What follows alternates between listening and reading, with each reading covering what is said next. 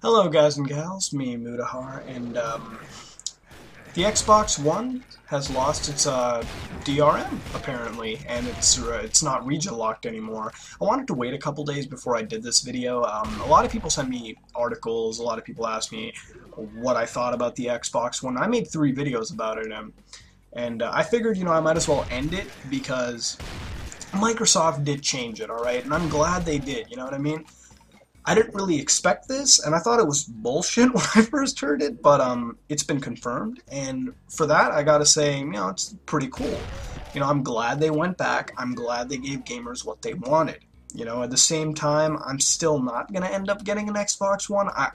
It's definitely a possibility now because they got rid of these draconian measures, and that's what I was against originally.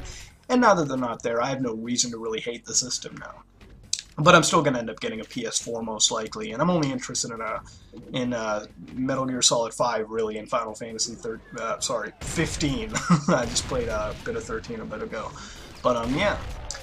And I'm also interested for Project Spark on the Xbox One side. I actually thought that game was pretty interesting, but enough about that. More about the Xbox DRM stuff. I'm glad that Microsoft has finally taken a step in the right direction. I definitely, a lot of people come up with these conspiracy theories about, Microsoft planned this, or, they're going to re-implement this, or you should really read the terms and conditions. A lot of these companies, Microsoft, Sony, I can't really dig up an example from Nintendo at the moment, but both of these companies have really done sort of this thing in their terms and conditions. I remember a while back, Sony actually sort of prevented users from filing a class action lawsuit or something a while back.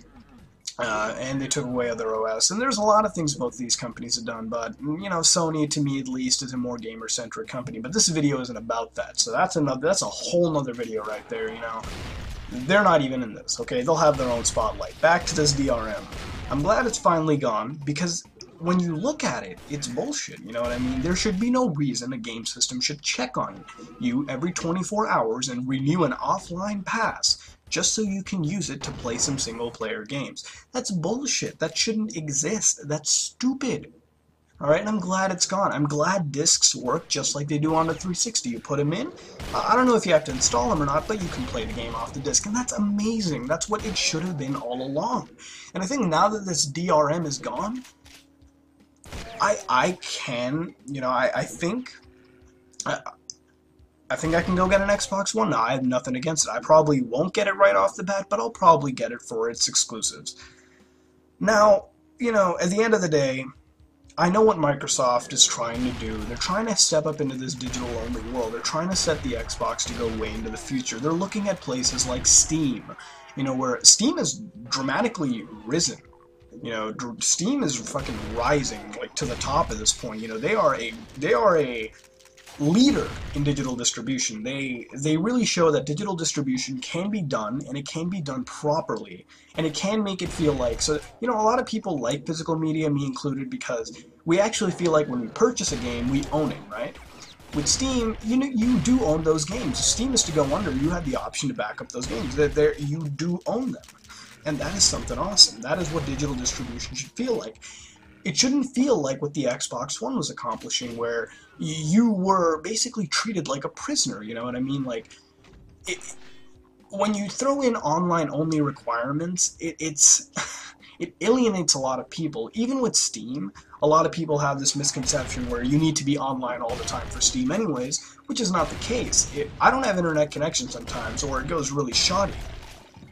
I can sign on to Steam, it'll automatically go into offline mode. Now, I can't download games on offline mode, obviously. I can't use Steamworks online features, obviously. I can use online features that are separate from Steam.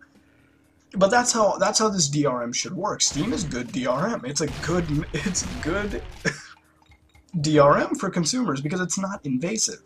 The Xbox One was. Again, I reiterate the point. There should be no reason a system should ever have to do that.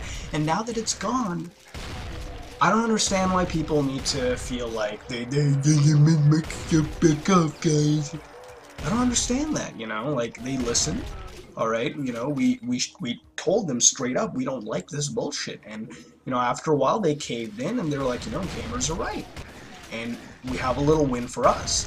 You know, a lot of people are going in with this with the conspiracy theory aspect. You guys need to chill out, man. You know, Microsoft, alright, you know, I hear all these things they're using to connect, to spy on us. The NSA is working with them. Let's take the NSA out. If the NSA needs the Xbox One to properly spy on me, that means they're not doing their job properly. They need to step into 2013 and use, like, new age sci-fi shit instead of this Kinect stuff, okay? This glorified iToy, if you will, because that's what it is.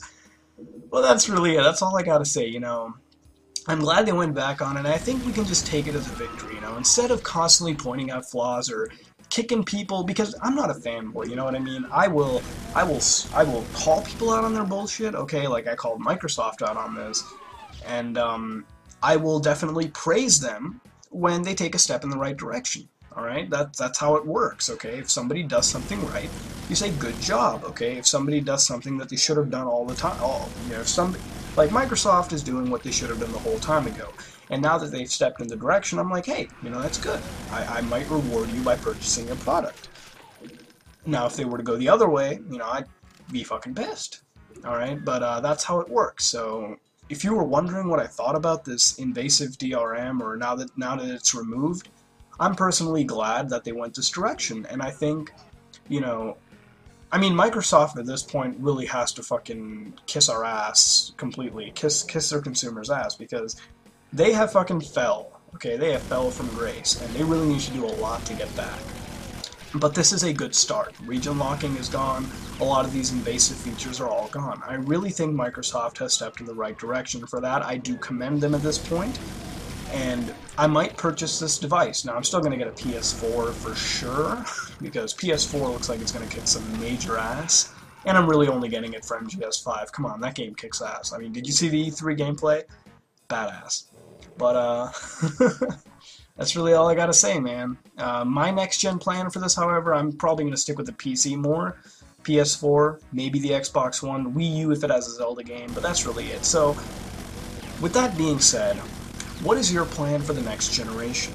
And what games are you most interested in? And please don't start any fanboy wars below. You know, if you like your brand of games and the other person likes their brand of games, you know, let's just relax here. You know, we're around, you know, some ordinary coffee table. We're some ordinary gamers, you know. We're not fucking drones or fanboys, are we?